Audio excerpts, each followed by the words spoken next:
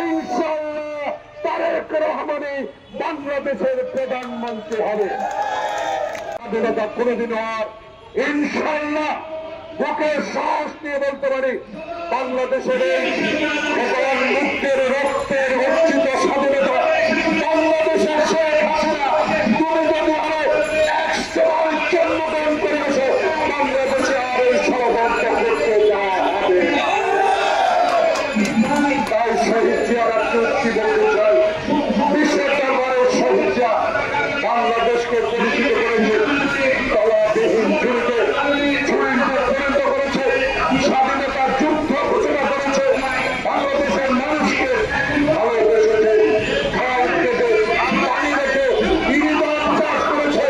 সেই শহীদ জিয়াকে আপনারা প্রথম মান করেছেন বাংলার মানুষ সেটা জানেন। আজকে আমরা বলতে চাই আবুল মালানা বেসালামত আজকে আপনি আমাদের জামিন যারা আছেন বিগত দিনে আন্দোলন করেছেন ইনশাআল্লাহ আবার প্রস্তুতি নেন। বাংলাদেশের জাতীয়তাবাদী শক্তি তারেক রহমান এখনো জীবিত, খালেদা জিয়া এখনো জীবিত। সকল ষড়যন্ত্র অপেক্ষা করে ইনশাআল্লাহ খালেদা জিয়াকে এখনো বেঁচে রাখিয়েছে।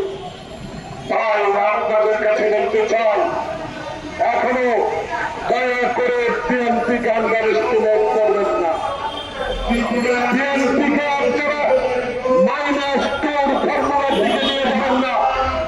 আমরা মঈন ফখরুদ্দিনকে দেখেছি, তাদের রক্তের চক্ষু দেখেছি, দীর্ঘদিন আমাদেরকে জেলে রাখারে আমরা জেনেছিলাম। আজকে আবার তত্ত্বাবধায়ক সরকার আপনার কাছে অনুরোধ রইল, আপনার কাছে বিনীত অনুরোধ রইল আর বিলম্ব নয়, এই সকল ষড়যন্ত্রের রুখতে হলে জনপ্রতিনিধি দরকার। এই সকল চিন্ময় প্রত্যয়কে বাংলাদেশের ষড়যন্ত্র থেকে বিরত রাখতে হলে অবিলম্বে জাতীয় সংসদ নির্বাচনে রোডম্যাপ দিতে হবে। ইনশাআল্লাহ তারেক রহমানই বাংলাদেশের প্রধানমন্ত্রী হবে। অস্ত্রের মামলাও তো দিয়েছেন, গ্রেনেড হামলার মামলাও দিয়েছেন, খালেদা জিয়াকে বিনা কারণে সাজাও দিয়েছেন, কিছুই করতে পারেন নাই। কোকোকে দেশ দিয়ে তাকে পৃথিবী থেকে বিদায় করে দিয়েছেন, খালেদা জিয়ার ছোট পুত্রকে। সকল কিছু আমরা জানি। খালেদা জিয়াকে আপনারা কারণ বাজারে মেয়র ইলেকশনের সময় পরিকল্পিতভাবে হত্যা করার ষড়যন্ত্র করেছিলেন।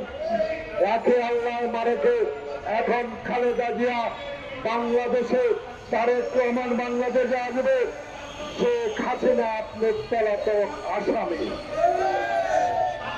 আপনার যদি লজ্জা হতো, আপনার বাবা চোর, আপনার সন্তান চোর, আপনার আশেপাশে চালারা ছিল চোর, যারা ব্যাংক ডাকাতি করতে পারে, যারা 1 মিনিটে গণতন্ত্র হত্যা করতে পারে, যারা কোথায় শিক্ষার বেলা পালন করতে পারে, আজ পালন করতে পারে, তারা এখন বাংলাদেশে নাই। 400 কোটি টাকা খরচ করে বাবার মূর্তি বানিয়েছিলেন, একটা মূর্তি আছে? যারা বলেছে খেলা হবে তারা এখন আর নাই। যারা বলেছে তারা আমরা পালাই না, কিন্তু তারা সুটকেস নিয়ে পালাইয়া গেছে। তাই আমাদের সাহস, 16 বছরের সাহস, আরো দ্বিগুণ সাহস নিয়ে আমরা ডক্টর ইউনূস আপনার সাথে আছি, থাকবো। তবে দাবি একটাই, সচ্ছল ভাবে আমার ভোট আমি দিতে পারি, এর মাধ্যমে একটি নির্বাচনের তারিখ অবিলম্বে ঘোষণা করুন। আল্লাহ হাফেজ। বাংলাদেশ জিন্দাবাদ।